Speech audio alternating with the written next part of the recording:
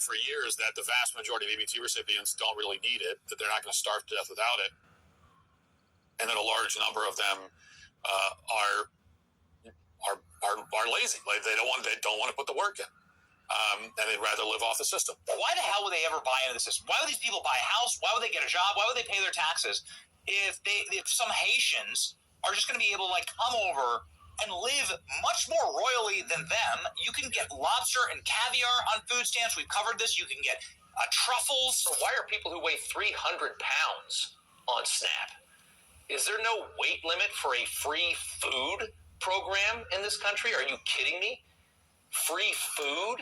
My next guest is putting forward a bill that would ban all non-citizens from any form of welfare. He posted to X, no food stamps, no Section 8 housing, no Medicaid, no cash assistance, not one penny. If you want some free stuff, go home. I love it. Congressman Randy Fine joins me now. Well, I think bleeding heart liberalism led to bad policy. A lot of boo-hoo-hoo, I feel bad for people, but not actually thinking about the consequences of it, not thinking about the cost, the fraud, and the fact that you are going to make certain people reliant on the government for life. You showed some extraordinary clips of people who actually feel entitled to food stamps. No one is entitled to it. That is a gift that is given to you by your fellow taxpayers because you are unable to care for yourself. The only thing that we should hear when it comes to food stamps is gratitude and an admission that choices made in life led to the need for it. So when we hear people who expect it, then we know that we have a problem. What's up, everybody? Major retired Richard Ojeda here. And did you hear about that Republican who barely won his seat in a special election not very long ago? That very same bloated buffoon was caught poking fun at poor, innocent people losing their access to SNAP benefits. Yeah, that sleazy, slimy, Randy, not-so-fine congressman from Florida strutted himself onto the country's worst wannabe news station, Newsmax, to laugh at the marginalized and celebrate their misfortune with their own low-rent BS Barbie version of Caroline Levitt. And it's not just illegals getting these benefits, it's also legal immigrants getting these benefits. But if you're coming here, whether it's legally or illegally, to get free stuff, you ought to stay home. Immigrants ought to be self-reliant. If they aren't, we shouldn't be letting them into our country. Fine was as giddy as a crackhead with a benefits calculator, smirking and fidgeting around like he couldn't contain his excitement. And while Randy Fine is out here wetting his pants like an excited little dog, people are losing their SNAP benefits that keep them and their families from literally starving. You shouldn't be allowed to get food stamps if you're dramatically overweight. In what universe do morbidly obese people get to pretend that they need taxpayer-funded meals? It's obvious so many of the people that are complaining right now need to eat dramatically less if they want to live much longer. And while this pathetic loser, this worm of a human being, is out here shaming hungry, hardworking families, kids, the elderly, and the disabled, Saturday Night Live's Michael Che is calling the whole thing what it really is, really effed up. And he's absolutely right. And once again, we hear the same tired racist chorus coming from these MAGA politicians, the ones who mock the poor and worship the rich while calling it patriotism. Think about that. You don't have to look far to find some moral degenerate online celebrating people losing their SNAP benefits and going hungry. Che pointed out exactly who they're targeting. Black families, black inner city communities, because that's where we are right now. A country where cruelty has become entertainment for the undereducated MAGA crowd. Isn't that something? The irony just writes itself. Think about it. The first immigrants who ever set foot on this soil showed up here starving, freezing, half dead. The Pilgrims, the ones we dress our kids up like every Thanksgiving, and we're getting ready to celebrate that again, right? Who saved them from dying? Was it Donald Trump, Randy Fine, Stephen Miller, Lauren Boebert? Nope. It was the same people whose descendants these MAGA clowns would call illegals today. The native tribes took pity on these poor, pathetic, starving, anemic pilgrims. They fed them. They taught them how to plant corn, to hunt, how to survive. And what did they get in return? Genocide, smallpox, their land stolen, their people slaughtered, missing and murdered indigenous women ignored every single day, their culture nearly erased. That's the real American origin story. So when Randy Fine sits there running his nasty pie hole about who belongs in this country, maybe he ought to remember that the first undocumented immigrants to arrive here came on the Mayflower.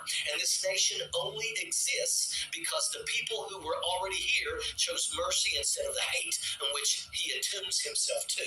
I wonder the extent to which on conservative media that message is being echoed, or how they are justifying, to Basil's point about the fact that this is a lot of Trump's own supporters who are being impacted by this, how they are explaining that away. Yeah, I mean, I think the way they look at it is in a few dimensions. One, they never acknowledge the reality, right, that it's going to be a lot of their own supporters. Even though they all kind of know it, they never actually acknowledge that. So it's basically the notion that it's liberals and black people that are getting this program predominantly. So to some extent, they're happy. There's a lot of shadow for it, and they're leaning into the cruelty, that there's a whole bunch of people that don't get it, that they don't like, that are going to be punished. And on the flip side, some of the sort of soft undercurrent, and you sort of got to that in your messaging, is that, yeah, there are going to be some of their people that are going to suffer from this. And to an extent, they're perfectly fine with that, as long as they know that and that they can convince their people that it's Democrats at fault. And that tells you everything you need to know about these people and who they are. They mock the hungry. They mock the hungry and pretend cruelty is patriotism. It's part of a system that's been screwing working people over forever. First and foremost, let's talk about the minimum wage. $7.25 an hour. I don't care if you're working 40 hours a week. That is not enough to keep your nose above the waterline. You can't raise a family on that. You can't pay rent, buy food, or put gas in your car with that. And our government could change it tomorrow. They could raise it to $21 an hour, which is what it should be. That's not radical, that's reality. Because if wages had gone up with the cost of living like they were supposed to, we'd be sitting at $26 an hour right now. But the Republican Party refuses to do that. The only reason anyone's making more than $7.25 is because individual states stepped up and raised their minimum wage. The federal government hasn't done a damn thing for working class people. And you want to know why SNAP exists? Because people can't survive on starvation wages. SNAP isn't a luxury. It's a difference between your kids going to bed hungry and your kids having food inside their stomachs. And you've got rich white politicians like Randy Fine mocking people who rely on that help, people who are just trying to survive. These folks have never once struggled to pay a bill, never once had to choose between buying groceries or paying the light bill, but they'll get it on TV and act like poverty is a choice. No, poverty is the result of policy. It's a system designed to keep the rich comfortable while the poor fight for scraps. You ever really struggle? I mean, really struggle? Because if you haven't, you don't get to judge the people who do. And yet these politicians make careers out of it. They tell their base that poor people are lazy and they're leeches, that they just want handouts. But let's get one thing straight. People on SNAP are working. They're working 2, sometimes 3 jobs and still can't make enough to survive. Look at what's happened in this country, especially in communities of color. Years ago, they went into the inner cities and killed vocational education. They stripped out the programs that could have trained kids to become electricians, welders, mechanics, HVAC techs, jobs that pay well and build futures. They ripped opportunity right out of those schools. You think that was an accident? No, it was by design, because keeping people poor keeps them powerless. And that's what Michael Che was talking about. He called it really effed up, and he's right. He grew up on food stamps. He knows what it's like to stand in line for powdered milk. He knows what it's like to hear politicians mock people who don't have enough.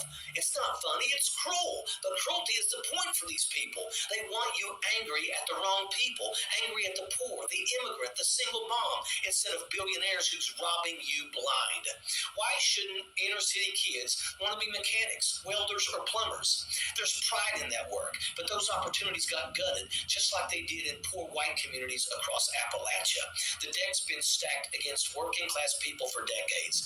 When I graduated high school, I had 3 options: sell dope, dig coal, or join the military. Half my family were coal miners.